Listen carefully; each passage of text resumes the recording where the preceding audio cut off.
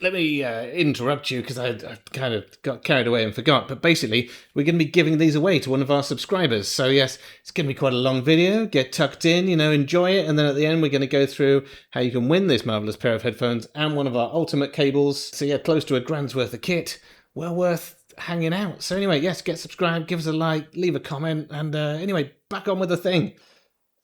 What up, headphone nerds? Today, I've got a very exciting package from MIRPH Audio, MIRPH, MIRPH. I've been talking been emailing backwards and forwards because they're MIRPH-1 headphones. I like the look of them. They're cool, and it's good to see. Like, it's a small, independent kind of like someone's designed this from scratch. It's not a big company. I like the look of them. I really wanted to have a go. And if you've seen a lot of my previous videos, I'll normally end up dismantling the headphones and seeing how they're made. So I asked, would it be possible for you to just send us out one in bits that hasn't been built? And we'll build it up. We'll have a look at the parts. We'll put it all together. And then we'll have a listen. Which, I don't know, slightly more interesting format there. I've had a few comments on the emails where I've shown how to pull headphones apart, with people saying they pulled their headphones apart. And then now I don't know how to put them back together. So I thought if we have one already apart, put it together. It's going to solve that issue. So let's get some bits out, and then we'll take a look at them. So we've got the headband there. Oh, a little nice cardboard box with MIRPH in gold foil text. That's the cable in there. Braided cable with twin 3.5s, which is nice. Okay, so we got 3.5mm connectors, ear pad mounts. I suspect this is the actual ear cup housing type doodad. Yokes. What else we got? Oh, grills. Oh yeah, I remember. I've already opened these up. So yes, these are the housings with the driver already installed. Didn't trust me to put the drivers in, so it was too difficult. So. Feels like I've got the pads in there as well. What have we got here? Oh, stickers. We like stickers. So yeah, big stickers. Big stickers. What's this? Oh, a little note. Hi Jason, thank you so much for your willingness to make this video. This is the first time that someone is building a MIRPH-1 without my presence. So I'm a little nervous. I hope it goes well. Let me know what you think of the experience and ask anything, especially if you need help. Greetings from Munich. So, there we go. Exciting. It's like I work in a headphone factory now. Okay, so what have we got in here? So those are the pads. And and then we got these felt discs. And he emailed to say that he'd matched the pads with these discs.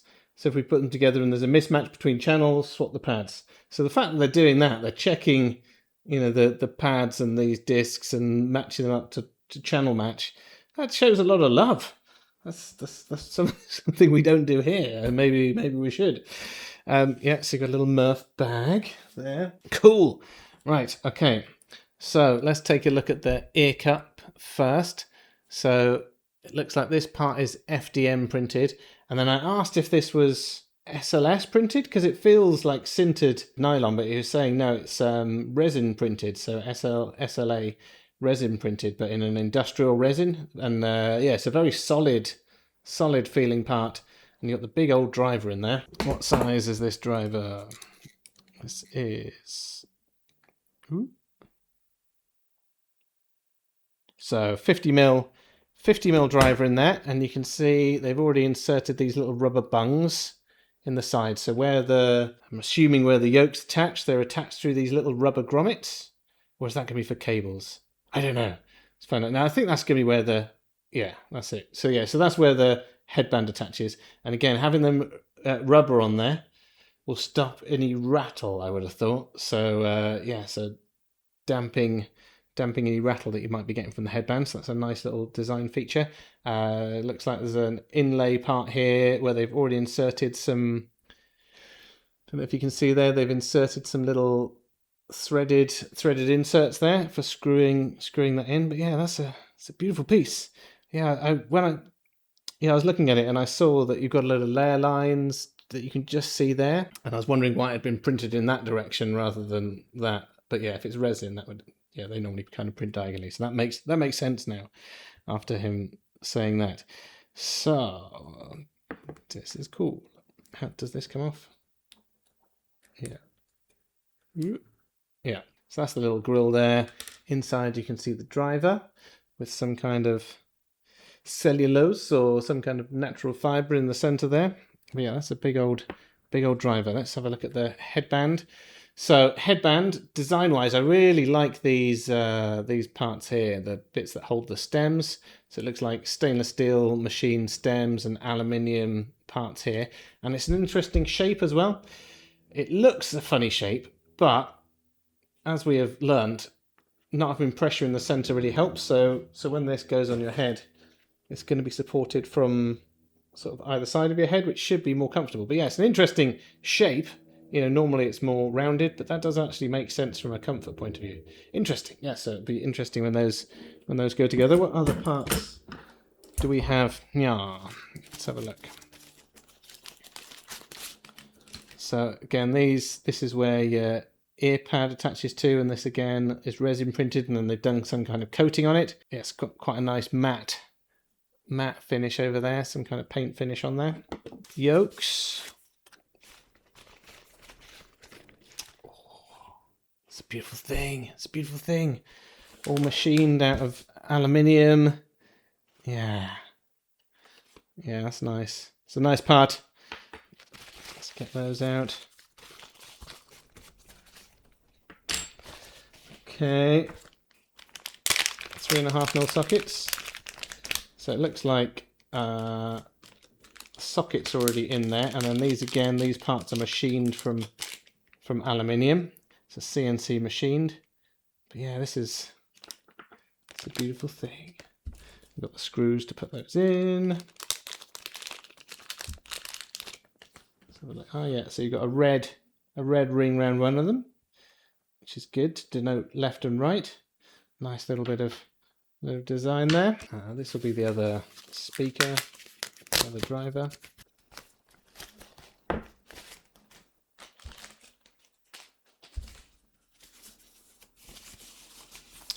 Grills. These again, it's interesting because it's got a resin part and an FDM part sandwiched together by the look of it. I wonder how they've done that. Is that glued together, or have they stopped the print partway through and put a part in and then carried on? But yes, anyway, sorry. Those are the grills. Beautiful things, beautiful things. We've got some wires to solder in. But yeah, it looks like pretty good thick copper wire for wiring up going from the socket to the drivers, which is pretty good. Okay, cool. Well, we've got our bits.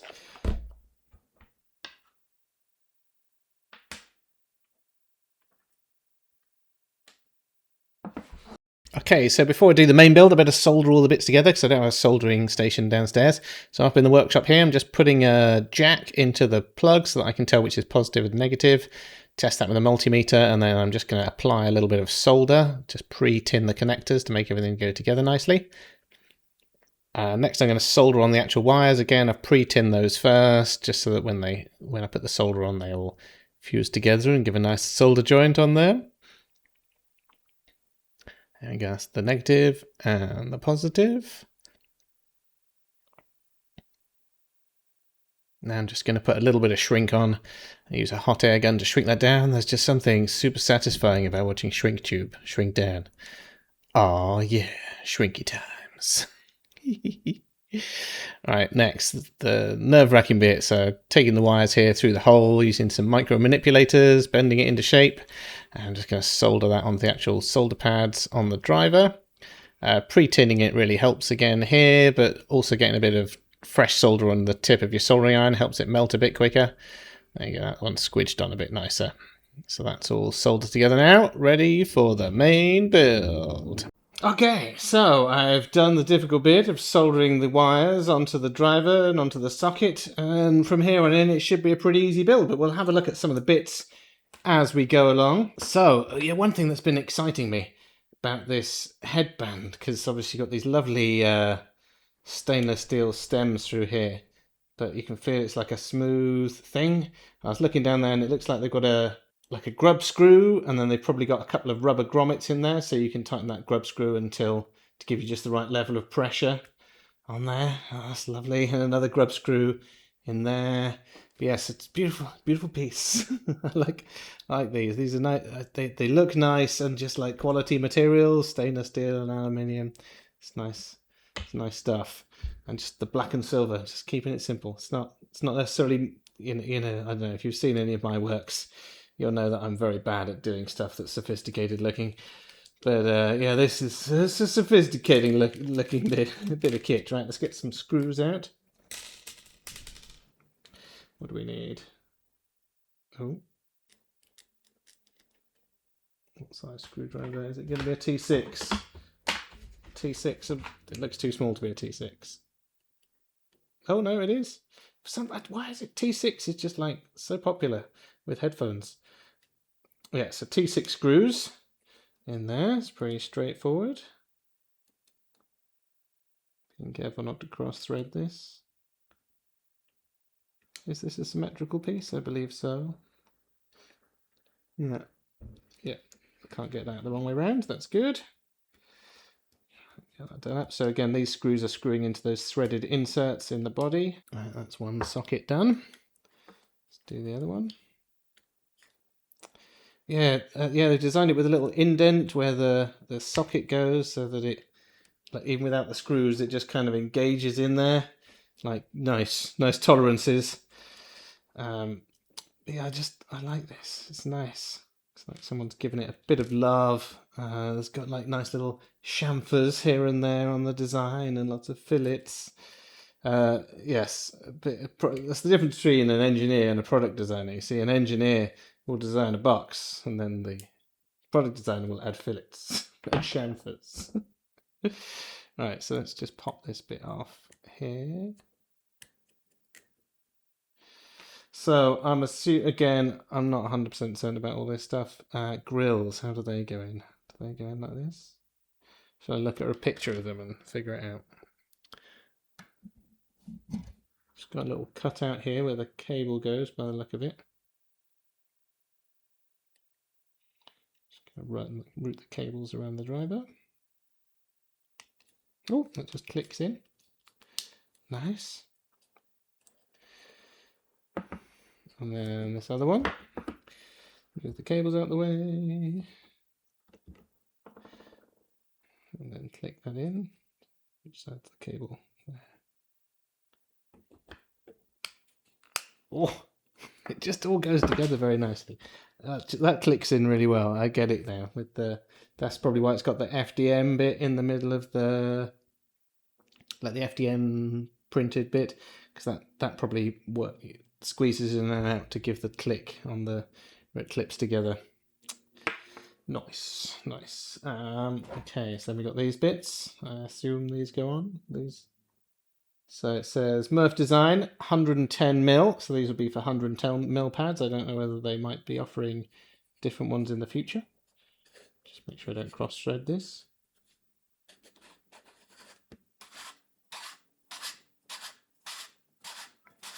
That screws on there. Edge lente. Have I screwed it on too far? Is that too far? Is that just far enough? Let's find out. So then that bit goes in there, I believe. Oh yeah, this is all going together nicely now. And then let's put this bit on top. There we go. Again, there's just a little bit of guesswork going on here. And then this on top of here. Yeah, it all seems to make sense. All seems to be going together nicely.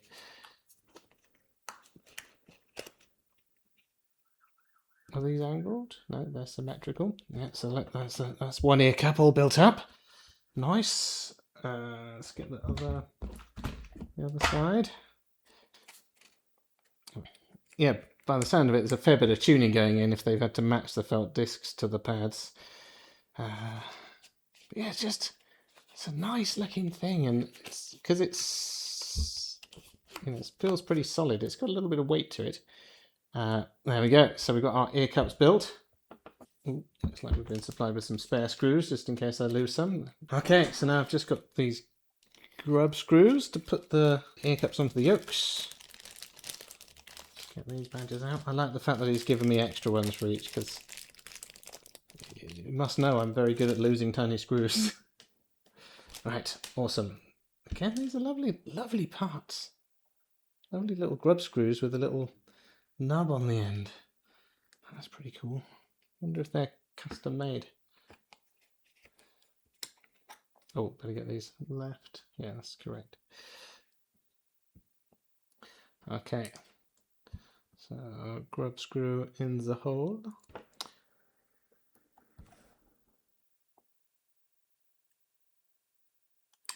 Beautiful. Oh, I can't wait to have a listen to these now. This is very satisfying. Would you be interested in buying these in kit form? I don't know. Yeah, it was. I was chatting to the guy that makes these, and he was thinking, I don't know. I've never really thought about that. But yeah, like DIY. It's, something about building it yourself just makes it your own. Yeah, these go together pretty easily, and it's very nice. Something a bit satisfying about building something like this. Put this side on.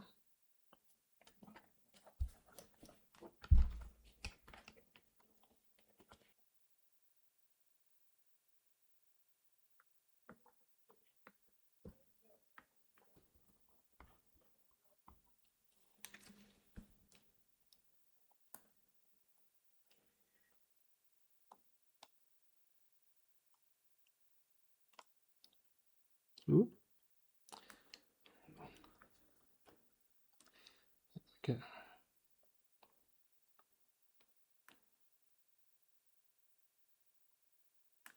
Right. Okay, so we now have a completed pair of MIRPH-1 headphones. Let's pop these on and have a quick listen. Let's plug these in. We'll have a listen. We'll take some measurements. Like, my measurement rig isn't super accurate, but it'd just be interesting just to have a look. Let's plug this in with our fancy ultimate cable. What up? It is slightly future Jason here. It's a few weeks since I filmed the first part of the video. We lost one of the cameras just at the end. The memory ran out or something, so we've lost some of the footage, but it's given me a chance to live with these for a little while until I've had time to refilm the end of this video. But yes, very comfortable. The earpads, the 110mm earpads with the big opening, they really fit over your ears nicely so that your ears don't get squashed for long periods. They've got, considering that open back, they do actually isolate a little bit. Like they do block out a bit of outside sound, which is quite interesting. Yeah, they do attenuate the outside sounds a little bit. But yeah, sound wise, I really like them. There's something very good about them. I'm sure if you listen to other reviewers who've got golden ears, they'll be able to tell you a bit better. But essentially, nothing seems to be overpowering anything else. It's all very well balanced. You know, you can hear all the details in the highs and the mids and the lows, and nothing is kind of coming forwards too much, or there's no bloating in the bass or anything. It's all present and correct. It's very, very pleasurable to listen to. So yes, not only a nice looking and nicely designed pair of headphones, but these sound really good. I think the price is very reasonable. I've listened to some other headphones, other more expensive headphones, which maybe aren't quite as good as these. So yes, but yeah, what we'll do is we'll put them on the rig and do a quick measurement, and then we'll have a look at the graph.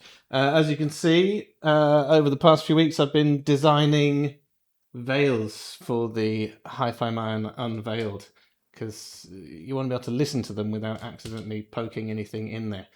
So I've been designing these. Yeah, they're kind of magnet on there. They're pretty cool, but they're not quite. It's so annoying. I've spent a couple of weeks designing and testing these, and then I did find that I could improve things ever so slightly, and I'm going to have to completely redesign them in order to make that happen. But eventually it will happen.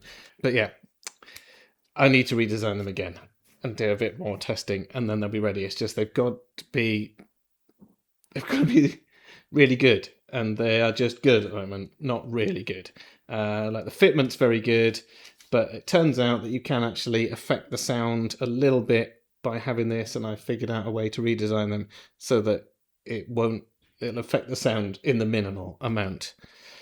But yeah, it's given me another couple of days of CAD and testing. But anyway, yeah, let's get these bad boys on the rig.